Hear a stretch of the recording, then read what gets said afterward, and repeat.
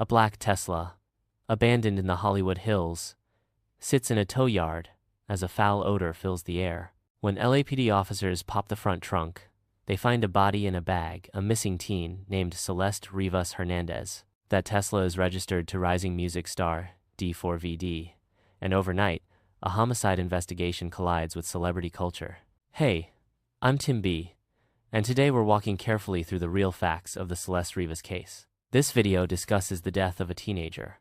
I'll keep it non-graphic, but please take care of yourself while watching. Before her name trended with a famous singer, Celeste was a 4-year-old girl growing up in Lake Elsinore, California. Neighbors remember her walking to school with a backpack, stopping for Takis and soda, shy but polite and sweet. Friends and family describe her as intelligent and hardworking, a kid who still should have had her whole life ahead. Celeste's home life wasn't easy.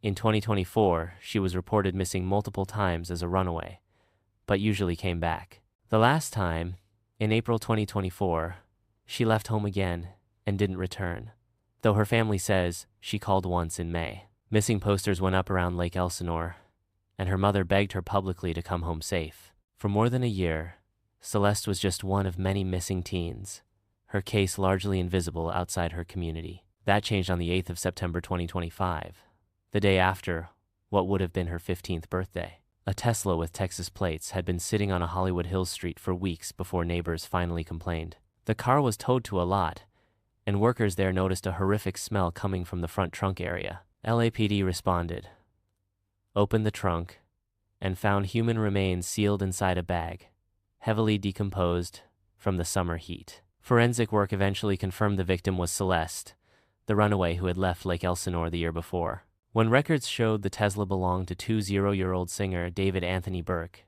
known as D4VD, headlines exploded. At the time, he was on tour, building a global fan base off viral hits like Here With Me and Romantic Homicide. His team initially told reporters he was fully cooperating, but police sources later said he had stopped talking to them. Investigators searched a Hollywood Hills home linked to him, seizing electronics and looking for any trace of Celeste's final days. Back in Lake Elsinore, candles and photos covered a sidewalk as neighbors held a vigil and whispered, "She deserves justice." Her school district called her loss heartbreaking, and her family launched a GoFundMe just to give her a proper burial. So what actually ties this teenage girl to a rising music star whose car she was found in? According to Celeste's mother, her daughter talked about an older boyfriend named David.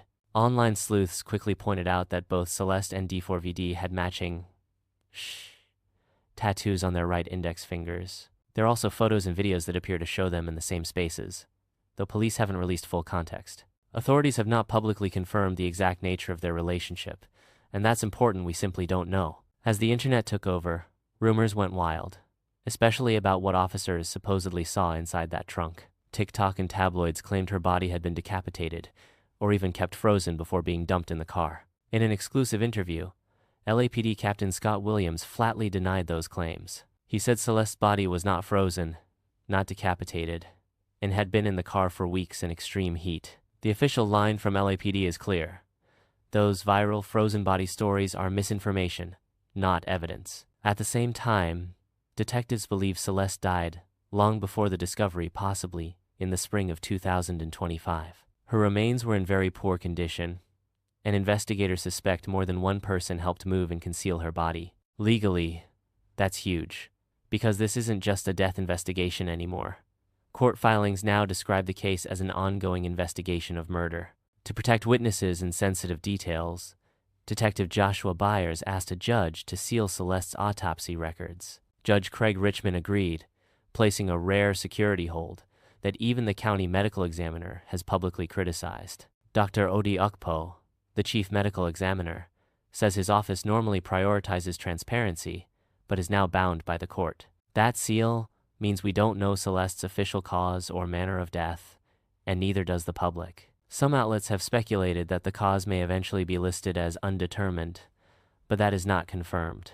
Meanwhile, multiple major news organizations report that LAPD sources consider D4VD a suspect in Celeste's death. Police say he has not sat down for a full interview with detectives, while his representatives maintain that he's cooperating. No one, including the singer, has been arrested or charged, and under the law, he is presumed innocent. Investigators are also looking at whether anyone else helped move the car, handle Celeste's remains, or cover up what happened.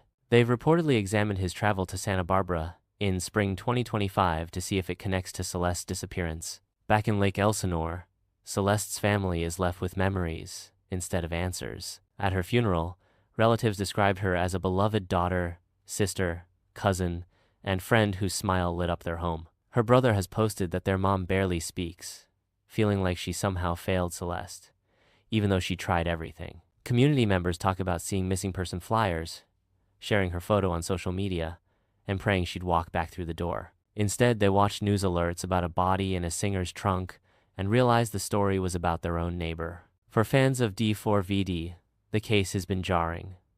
Brand deals were paused, tour dates canceled, and now his name trends next to words like homicide and murder probe. Some listeners insist he's being framed, while others are convinced he's guilty, despite no charges and sealed evidence.